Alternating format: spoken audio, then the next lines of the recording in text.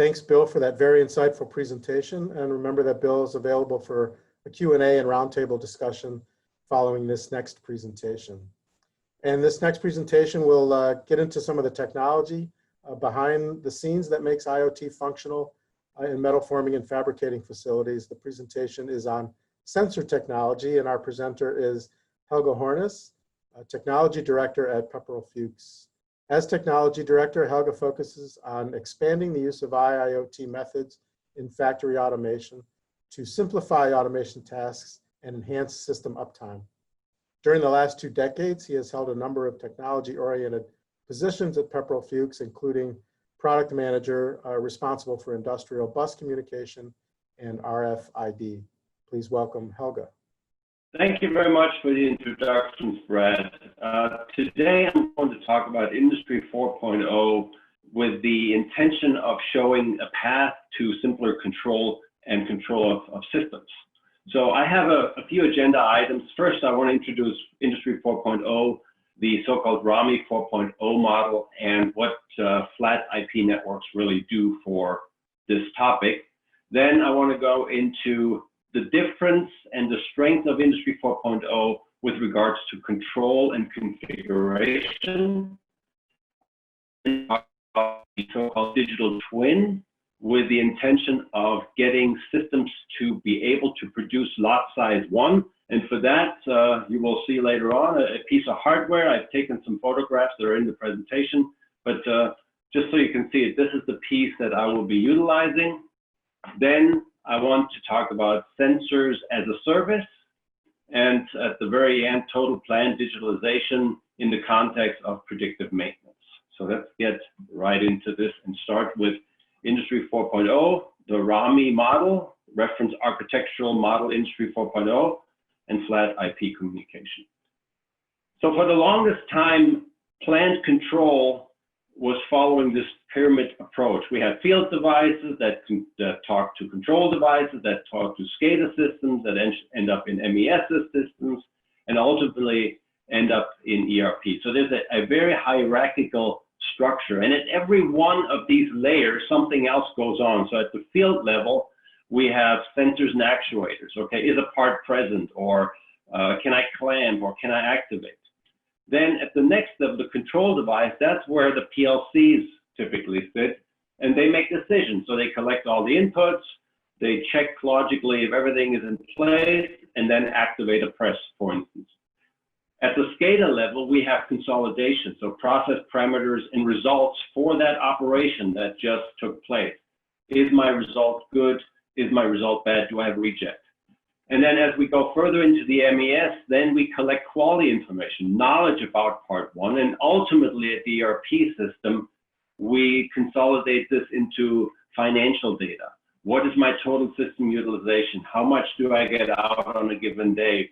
Or what are the cost implications of running the system? And I want to put an example together that utilizes an RFID or a barcode or any other type of auto identification system at the lowest level.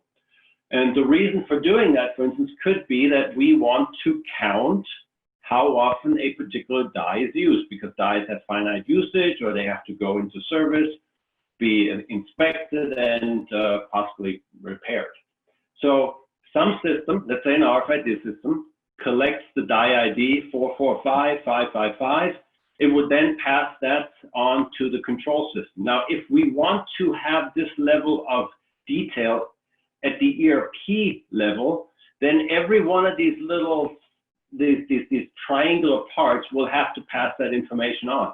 Between the field device and the control device, maybe we use a real-time automation protocol like Profinet or Ethernet IP, and then to the SCADA system, it may be Ethernet. And as we go further, it typically continues to be Ethernet, or could be a file interface at that time.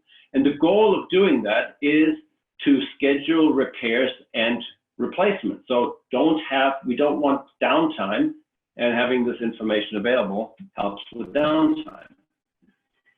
In the context of Industry 4.0, that model got extended.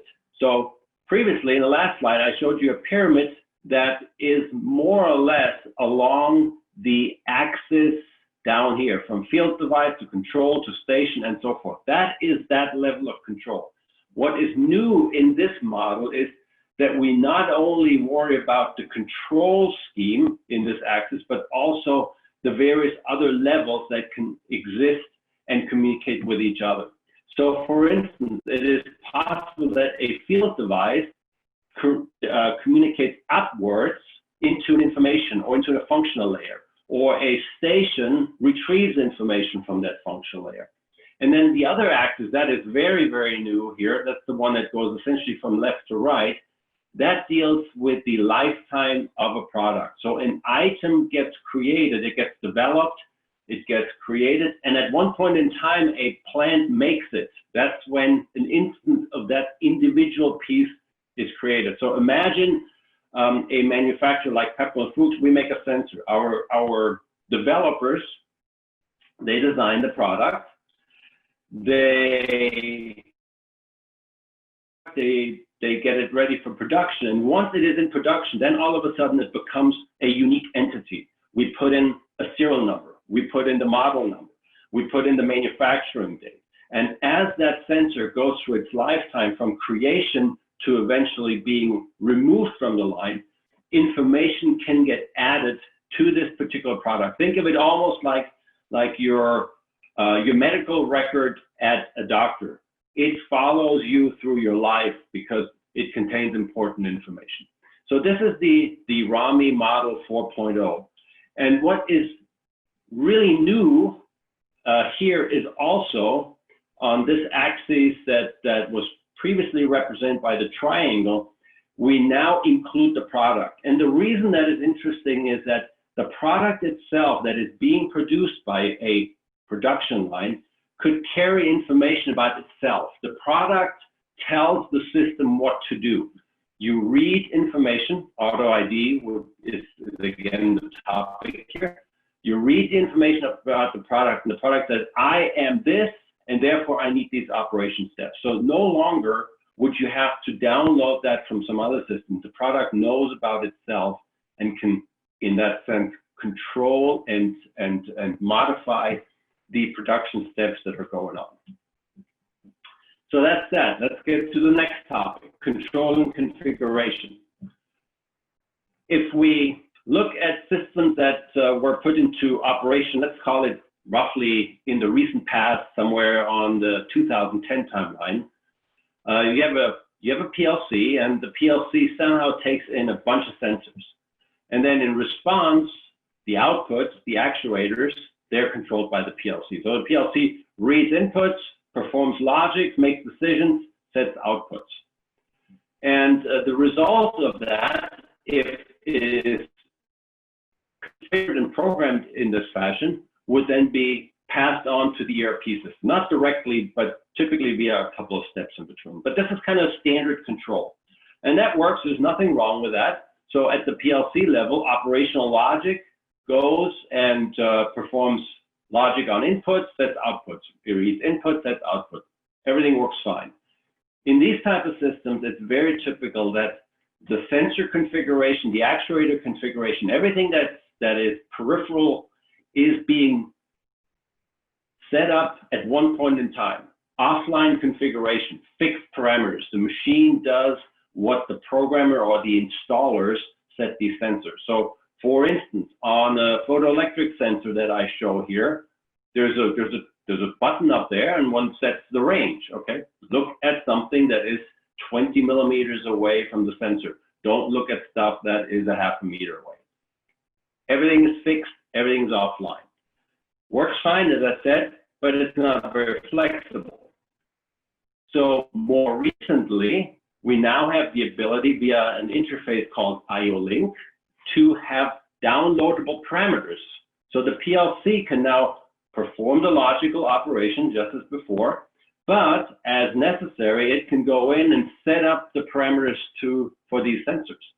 The advantage here is that a person that is charged with replacing a failed product or needs to keep the machine running wouldn't have to really know how to set up these sensing products and these actuators.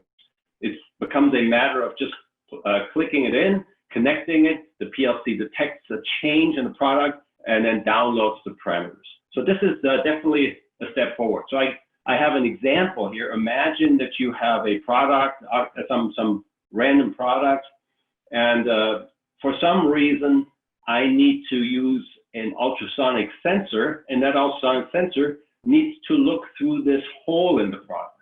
And I want to make sure that I illuminate the maximum amount of whole surface area, if that makes sense. So I want to look through as much of the hole as possible. What I can do with online configuration, and with this particular model, I can, from the PLC, tell the sensor, widen your beam, narrow your beam. So the product itself, remember on that RAMI model, where all of a sudden the product becomes part of the communication chain, the product would go into the station, it would identify itself. I am a product with a big hole. The PLC would then turn around and download the appropriate data set to this sensor via the IO-Link interface, and that widens the beam. And when the next product comes along with a narrower hole, a smaller hole, the PLC would then go around and simply narrow the beam. So that's flexible, and that gets me to the next one. The next one, and I apologize, the graph is a little busy, but we'll go through it step by step. So on the PLC side, I really changed nothing. I still have the logic, I still have the I/O. The big change here via cloud applications is that I relieve the PLC from having to do any configuration. So the intention here is that the PLC does only the operational logic, no more configuration. There are so many advantages that go along with that. One of them is that the PLC logic is very easy to read and very easy to maintain over time. That's a big advantage. The second advantage is that if I change a process parameter on the line, let's say I realize that my parts that are coming in, they are a little further away, or they're a little thicker or a little thinner, whatever it may be. I do not have to go into the PLC anymore, put the PLC into stop mode, change the configuration, and start it back up. I can now do this in this parallel world via the cloud application. So in this picture, what I'm showing there is that field data can get uploaded via OPC-UA or MQTT, one of those Industry 4.0 enabled or enabling protocols. And at the same time, I can download new parameters at will into a running process if I choose to do that without interrupting anything on the control side. So that's a huge step forward. And in order to do that, we need to have a few things in place. So I'm trying to get this in this slide here, trying to show you what the changes are that we need to have. So I show you here two IO-Link masters. And these IO-Link masters, they are communicating with IO-Link enabled product sensors and drives, outputs, whatever that may be. And just for demonstration purpose, I've chosen to show an IO-Link master on the left, which is an IP20 enclosure mount device, and on the right is a field mounted device. But functionally, they're truly identical. Now, going to the next step, these products would then connect to a PLC.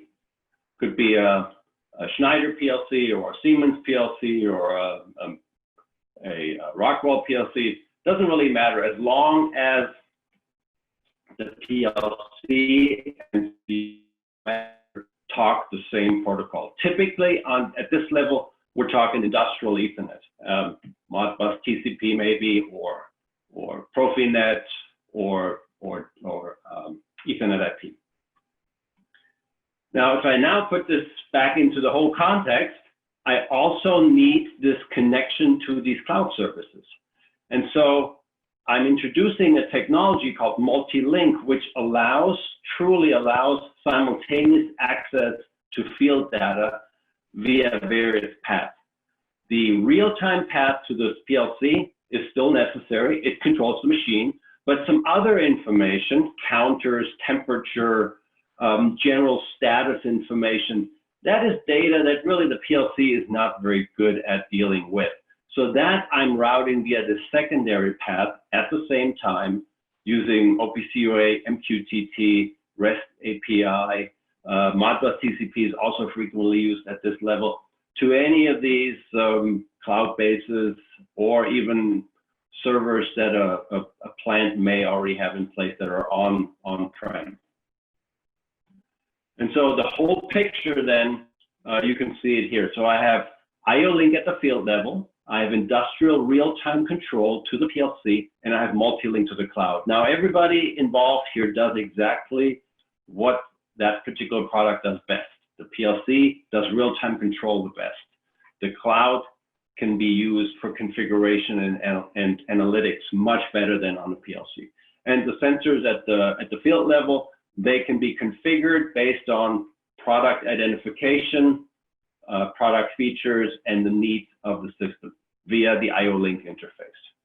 So now I have complete control from cloud into the sensor world.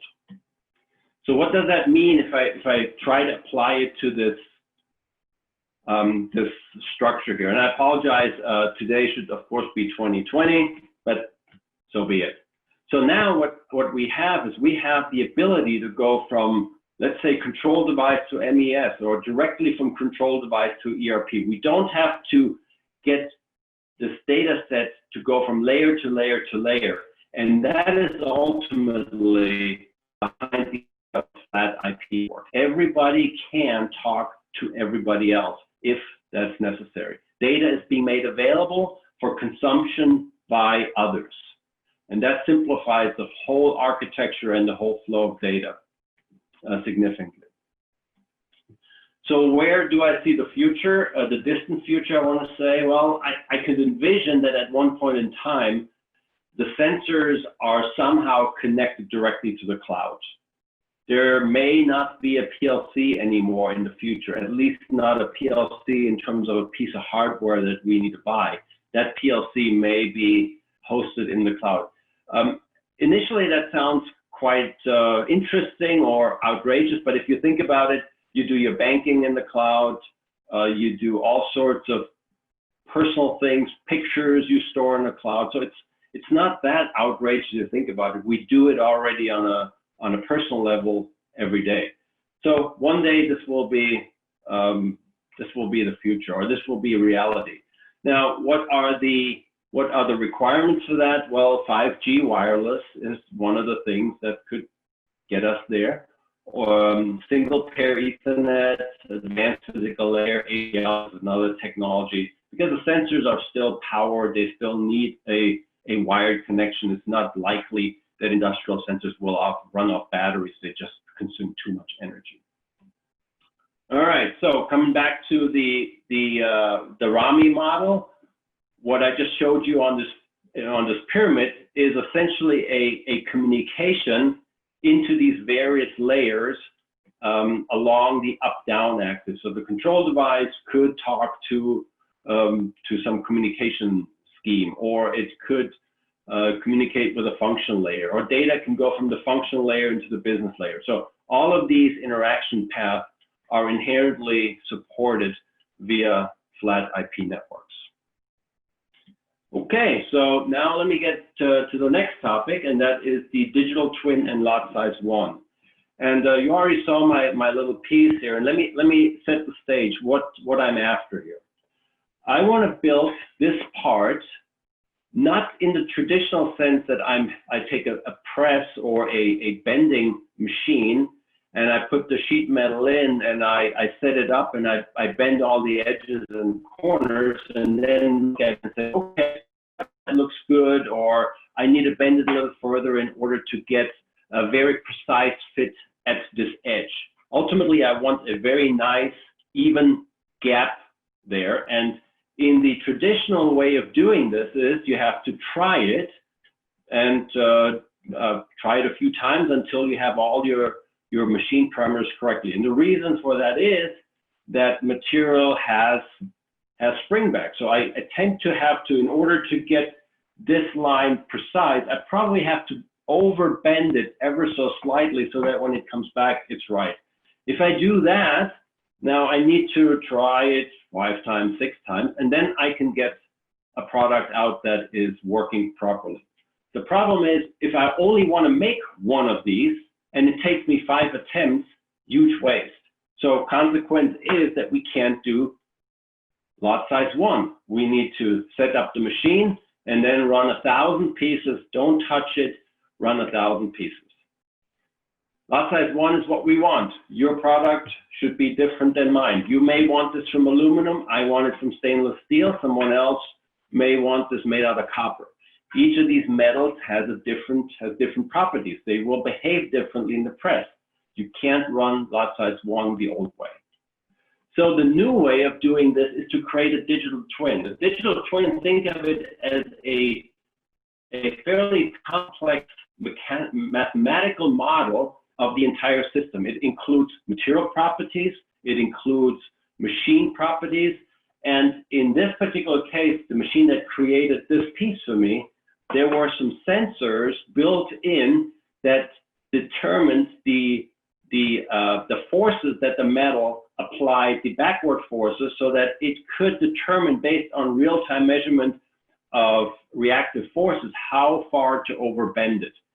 And here is unfortunately I can't show it here, but you see the video, and I was told it will be somehow tied into this presentation when it's available online. This is a view of the machine in operation if you go to this video, and you see how a single piece is created based on all these parameters in the required quality, one piece at a time, and materials can be changed from one run to the next. So it's a very important, a very interesting example of digital twin with the application of lot size 1.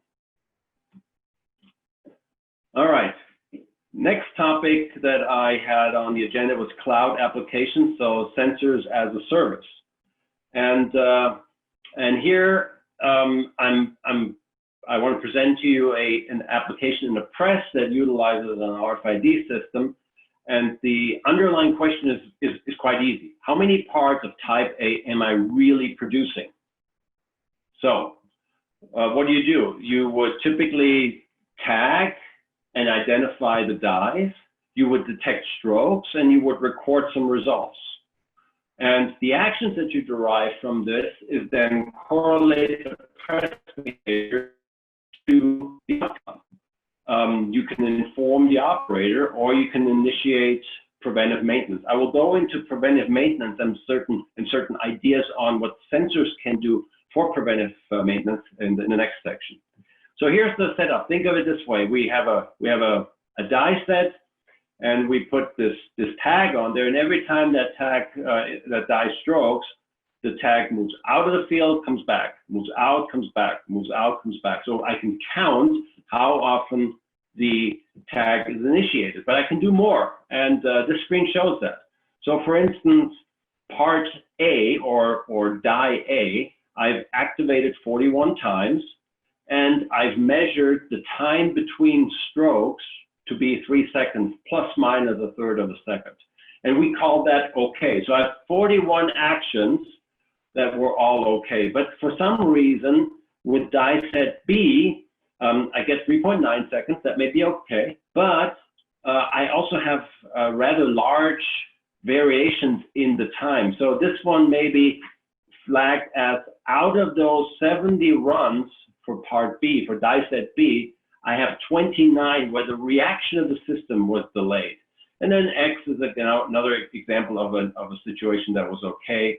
And Y is one also where I have, for some reason, 16 occurrences or 16 initiations of the press, all of which were delayed.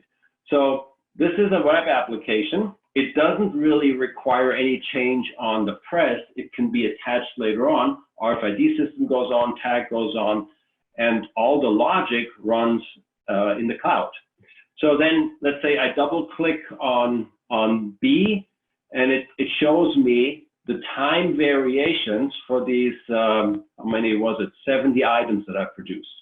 And so you can see that most of them were rather quick, 1.5 seconds, and quite a few had times of over 4 seconds.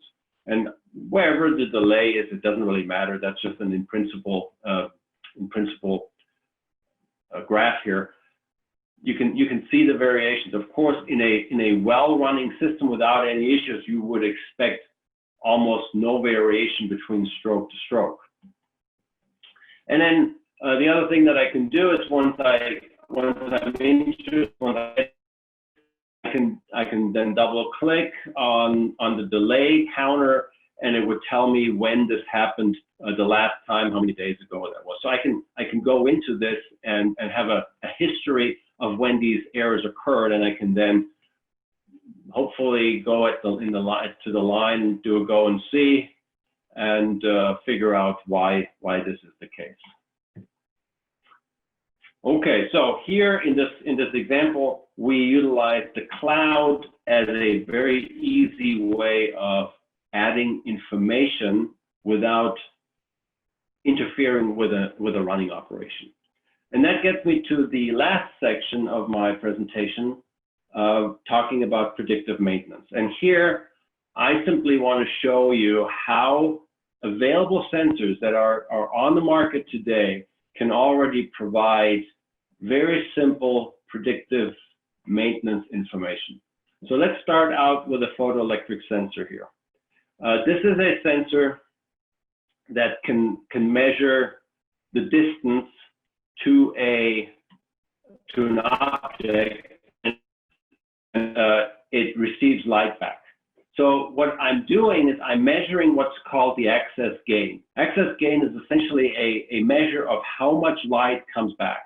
And here in the beginning of this process, on the left side, I see that the access gain is kind of, well, there's a little bit of a decline, but it's relatively stable. So if I measure access gain over time, there are a couple of things that I may observe all of a sudden. If I have this very sharp drop off of access gain, that tells me that the reflector that was being used is gone. I get no light back. So seeing this type of time behavior allows me to make a fairly educated, well-educated guess as to what has happened. Now, of course, it could be that the reflector got knocked over, or it got covered by some goo and can't be seen anymore, or the sensor could get knocked out of place. Any one of these, but there's something wrong with the light or with the reflector to sensor alignment. The other scenario would be if we had this gradual decrease in access gain. Now that is an indicator that something is getting dirty. And the beauty is that I can now go in and predict essentially when the access gain of the machine reaches a level where the sensor simply does not work any longer. So up here, even though I accumulate dirt, the sensor still works rather well. And if I know what my time axis is, I can then predict and say, okay, this thing is going to be good for another week, or it's going to be good until we have scheduled cleaning on the weekend anywhere, or I need a repair tonight. So I can now schedule maintenance to clean the reflector of the sensor based on the observations by looking at access gain. Access gain, easily available data set in IO-Link photoelectric sensors. This is a pneumatic clamp. Pneumatic clamps are used in welding operations. For the most part, I want to say in automotive. So please apologize for bringing an automotive example here, but it's still an interesting one. And up here, these two little sensor heads, these chiclets, they detect the open and the closed state. Now, on a pneumatic device, we have a couple of things that we can look at. So, for instance, we can look at the open to closed transition. That means the timing behavior between the switch inputs when the clamp is open to when it's closed. The clamp is closed via air, and normally, if everything is good, then I get a pretty stable timing behavior. The time between the two sensors is, let's call it 50 milliseconds. But what is the information sorry about that. What is the information I get if all of a sudden that time goes way up? Now, what that could mean is that I have a leak in my air hose. Something keeps the mechanism from closing up. So that would be my first guess. I would look at that. Another scenario, very similar to the access gain example, is if this time slightly and slowly creeps up until it hits this critical level. Now, this is in all likelihood something related to the bearings. Maybe they're sizing up and it's getting harder and harder for the clamp to close. So again, I can predict based on this behavior when my timing is so bad that the system will no longer let the machine work properly. And I can predict when I need to fix it. There's a second transition that is the close to open. So first I apply air pressure that closes the gripper, and then I relieve the pressure, and it needs to bleed off that pressure. Normal operation, close to open transition is somewhere here. Again, let's call it 500 milliseconds. And all of a sudden I realize that it takes a very long time for this to go open. And there are a couple of reasons. So for instance, the exhaust of this pneumatic system is clogged and the air just cannot escape. So that would be one of the things that I could get out of this particular scenario. Just in the other case, if it's a slight and ever so slowly increase, I can predict when I need to service this before it gets into the critical level. RFID is another case. So an RFID head is reading out a tag that is applied to a product, die set, or even the product that I'm manufacturing. Now, what may not be quite so well known is the fact that internally to an RFID system, reading of a tag, the manufacturers, the programmers of the firmware always include the ability to repeat. So these systems don't go out and try to read a tag one time and then say, okay, I can't see it. But there may be, I don't know, let's say 5 retries, and it goes in very quickly. I mean, we're talking in the slow millisecond range. So click, click, click, click, tries 10 times. If it doesn't see a tag, it says, okay, there is no tag. So usually the number of retries is very, very small, maybe 1, maybe even 0. What I detect in this case is that this tag ID A3D2, all of a sudden, it always takes 5 retries or 7 retries. And when that tag is gone, all the other tags that are coming, they're reading very quickly, and then comes A3D2 again. So what can I take from that? Now, number one, I would not go in and say everything is bad. I can now focus my attention on the item that is tagged with tag A3D2. So it eliminates the need of looking at a whole bunch of components, and I can zoom in. Another scenario is that all the tag retries go up, but of course the A3D2 kind of rides on top of that. So the problem here has not been fixed, but everything goes up. And this is typically an indicator of a wholesale misalignment between the tags, where they are on the part, and the read head where it is. So if the misalignment is getting greater and greater and greater over time, then the field that excites the tag gets weaker and retries are more likely.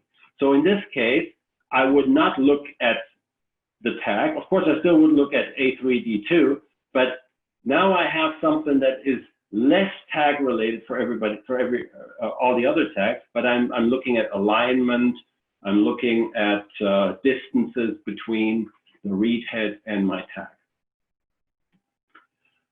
All right, positioning. What I'm showing here is a positioning system that is essentially a linear encoder. So this black strip here is a code strip, and it contains data matrix codes. Every one of those little squares contains a different code, and it encodes the length up and down the x-axis. And the read head has a camera built in, and it observes the code and then interpolates the position, the fine position with regards to that code strip. So what we get, actually I should go back one step. Now that's its main function, but what it can also do, it can also determine the offset to the left and to the right. So normally, if everything is perfectly well aligned, everything's straight, nothing happens, then the Y position should be wherever it was set to begin with. It should be right at 50 millimeters, 10 millimeters, 0 millimeters, whatever it is, but it should not vary over time. So what we can do here is we can observe the Y position, and we can look at the following. So this requires a bit of explanation. So here the green part is the expected Y variation. So just a little bit of variation is okay because the person that glues the tape down is not 100% precise. And then outside of the expected, I have a warning zone. So I can still make reliable reads when my Y position sways in this blue range. But once I get into the yellow range, now I'm playing with fire here. It's quite likely that a little bit more, and I'm getting into a situation where I simply cannot see that tape any longer, and I have a big problem there. So let's take a look at what information we can derive from that. As I said earlier, here everything is perfect, and all of a sudden I sort of get this one little hump here. And because I know the X position, I can go right to that location on the line and can look what happened. Maybe there is a misalignment of a guide or a rail or something like that. So I don't have to look everywhere. I know exactly where to go. Okay, so I fix this issue. System runs well. Everything is within expectations, and all of a sudden I realize that I get this constant drop in the Y position.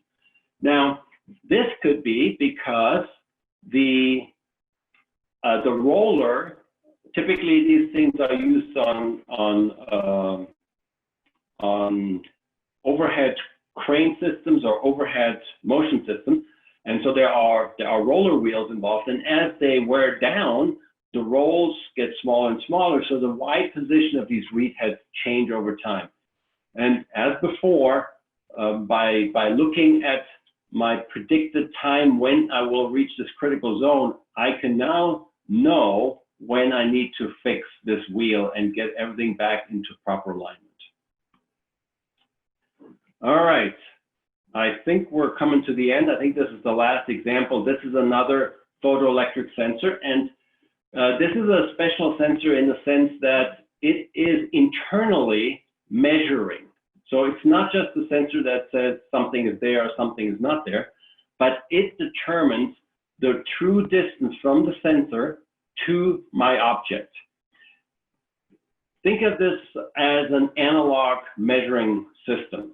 And what I want to do is I want to set the system up so that as long as the target is inside of this green band, the output is on, and if it's closer, it's off, and if it's further away, it's also off. So this is my goal. So these sensors allow that. They're configured. Okay, here at 3 ticks, you go into the on state, and at 7 ticks and further, you go back in the off state. But, and let's focus on this part down here. So what the sensor sees internally is an analog signal that hovers between a close value and a far value. So I'm thinking about this as a part comes in, and then it kind of settles in, and then it moves out. And if everything is okay, if everything works perfectly well, then the system measures between the 2 yellow bands here in the gray.